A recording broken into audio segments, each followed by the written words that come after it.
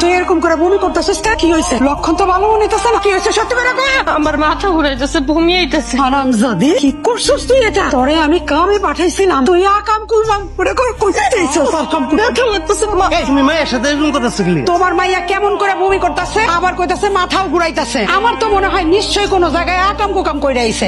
তুমি কি সব আজে বাজে কথা বলতেছো? তুমি কি খালি হইলে কি করে গ্যাস্ট্রিকের সমস্যা হতে পারে? না, আমার অনেক সন্দেহ লাগতেছে। দেখো না, তোমার মাইয়ার মুখে কোনো কথা নাই। তুমি আর দেরি করবা না, তাড়াতাড়ি যাও, ডাক্তার সাহেবের খবর দাও।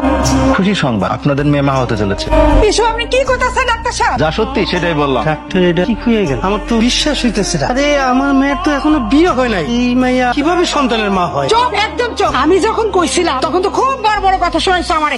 কোন কেমন হইলো? জিগাও জিগাও তোমার মাইয়ারে, এই যার সন্তানের বাপকে জিগাও। এই তুই কার লগে নষ্টামি করছ? তোর পেটে কার হইতো সন্তান? কথা কস থেকে কান্দাকাটি করে কোনো লাভ হইব না। নাম কর। আল্লাহ, তুমি আমারে কোন পাপের শাস্তি দিতেছো আল্লাহ? তোমার নাটক কিন্তু আমার ভালো লাগতেছে না। কবি না, তোর মুখ থেকে কিভাবে কথা বাইর করতে হয় এটা আমার ভালো করে জানা আছে। নাম কর, নাইলে একবারে শেষ করে ফেলাম। চেয়ারম্যানের পোলা ফয়েজ হয়েছে। কি?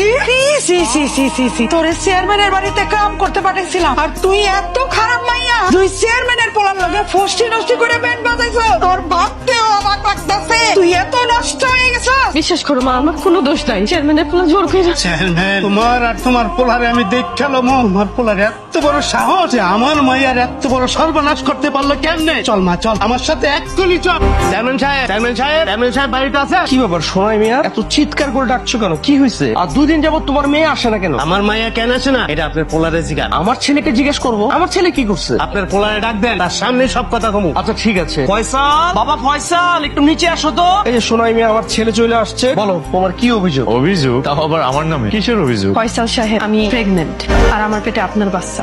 কি বলছো এসব? ও, আপনি এখন কিছুই বুঝেন না। আমার মায়ের সর্বনাশ করে আপনি এখন না বোঝার ভান করতেছে। মুখ সামলে কথা বলো সোনাই মিয়া, তুমি এগুলো কি আবল তাবল বলতেছো? আমি আবল তাবল কইতেছি না, যা কইতাছি সত্য কইতাছি। ফয়সাল, আমি এগুলো কি শুনতেছি? আমার মাথায় কিন্তু আগুন ধরে যাচ্ছে। বাবা একদম মিথ্যে কথা, আমি নিজে তো বুঝতে পারতেছি না এই মেয়ে কি বলতেছে। এই মেয়ে, তুমি কি পাগল হয়ে গেছো? কি বলছো এসব? আমি তোমার আগেই বলছিলাম এই মেয়ের বাসা কাজের জন্য রাখো না, আমার কোনো কথা শোনো না। এখন দেখছো, বুঝবে না? সোনাই মিয়া, তোমাদের অভাবের সংসার, আমি তোমাদেরকে একটু সাহায্য করছি, তোমার মেয়ের আমার বাড়িতে কাজ দিচ্ছি, এখন তো উল্টো তোমরা আমাদেরকে ফাঁসাই দিচ্ছ। চেয়ারম্যান সাহেব, আমরা গরিব হইলেও ছোট লোক না। আপনার পোলায় আমার মাইয়ার সরলতার সুযোগ নিয়ে আমার মাইয়ার সর্বনাশ করছে। আজকে সকালবেলায় আমার মাইয়া বমি করতেছে, ডাক্তার আনছিলাম, ডাক্তারে কইলো ওনাকে মা হইতে যেতেছে। শোনা মিয়া, আমার ছেলে যে তোমার মেয়ে সর্বনাশ করছে তার কি কোনো প্রমাণ আছে? এমনও তো হইতে পারে তোমার মেয়ে মিছে কথা কইতাছে, নইলে কারো পাপের বোঝা আমার ছেলের ঘাড়ে চাপা দিতেছে। দেখেন, একটা মায়া মানুষের কাছে সবচাইতে দামি সম্পদ হলো তার ইজ্জত। এই ইজ্জত নিয়ে মায়া মানুষ কখনো মিথ্যা কথা কইতে পারে না। আপনারা দুইজনই একদিন বাসায় আসছিলেন, সেই সুযোগে ফয়সাল হয়ে জোর করে একটা মায়া মানুষ সর্বোচ্চ শক্তি দিয়ে চেষ্টা করে তার ইজ্জত রক্ষা করার দিকে, কিন্তু সেদিন আমি শত চেষ্টাও করে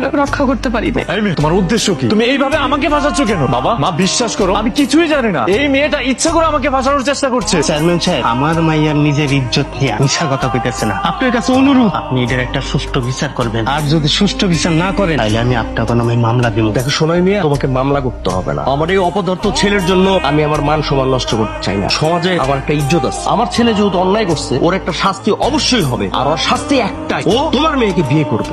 বাবা, আমি এই মেয়েকে বিয়ে করতে পারবো না। চোখ একদম চোখ, আমি যেটা বলেছি ওইটাই ফাইনাল। এই মেয়েকে তোর বিয়ে করতে হবে।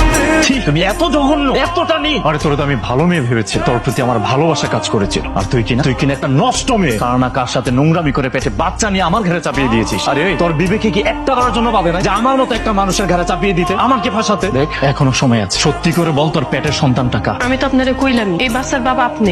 একদম চুপ, মুখ সামলে কথা বল। আর তোর সাথে তো আমার কিছু হয়ই না, এই বাচ্চা হয় কি করে আমার? কোনো অপরাধী তার দোষ স্বীকার করে না। একদম বাজে কথা বলবি না। তোর মতো মেয়ের চেহারা দেখতেও আমার ঘৃণা লাগছে, আর তোর মতো একটা নষ্ট মেয়েকে নিয়ে আমি একই ছাদের নিচে থাকবো? কখনোই না।